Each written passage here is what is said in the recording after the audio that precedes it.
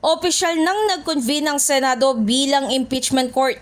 Kasunod nga na naging panunumpan ng 23 senador para magsilbing senator judges sa impeachment trial laban kay Vice President Sara Duterte. Request everyone to please rise. Raise your right hand and repeat after me. I, please state your name.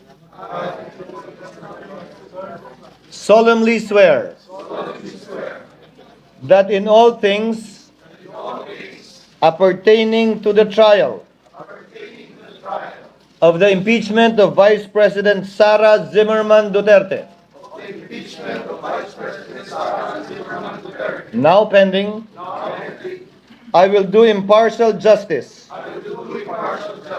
according to the Constitution and the laws of the Philippines. So help me God. Bagamat o-taking lang ng mga senador ang nakatakda sa orihinal na schedule, ay nagtuloy sa pag-convene ng Senado para matalakay ang motion ni Senador Ronald Bato de la Rosa. I respectfully move that in view of its constitutional infirmities and questions on the jurisdiction and authority of the 20th Congress, the verified impeachment complaint against Vice President Sara Zimmerman Duterte be dismissed.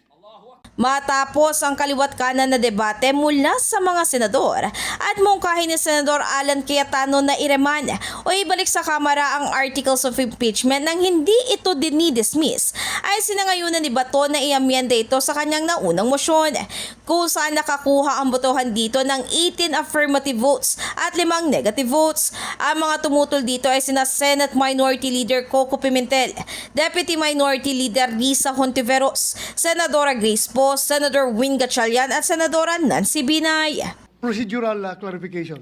You may proceed, sir. Once we decided to return the articles of impeachment to the House, am I correct to assume that technically we don't have the jurisdiction of these articles of impeachment already because we return it? So bakit pa natin magpapatuloy tayo sa pagbigay ng sampina sa respondent? Yung officer, yung kasasabing wala ng jurisdiction ang impeachment trial court na ito, yan ay pag-amin, yan ay pagsisinungaling dun sa phrase, sa pinagbotohang motion kani-kanina lang na without dismissing or terminating the complaint. Nasa sa atin na eh. Tapos ngayon pala, gumawa tayo ng aksyon para mawalan ng jurisdiction. Sa huli, bago nga magbalik sa kanilang regular legislative work, ay nag-issue na ng summons si Senate President Cheese Escudero laban sa Vice Presidente.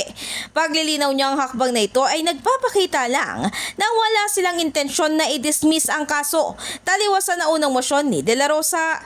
Ayon kay Escudero, layunin na nasabing ruling na mabigyan ng oportunidad ang prosecutor na maitaas ang kanyang legal concerns nang hindi rin naman sinasayang ang oras ng korte.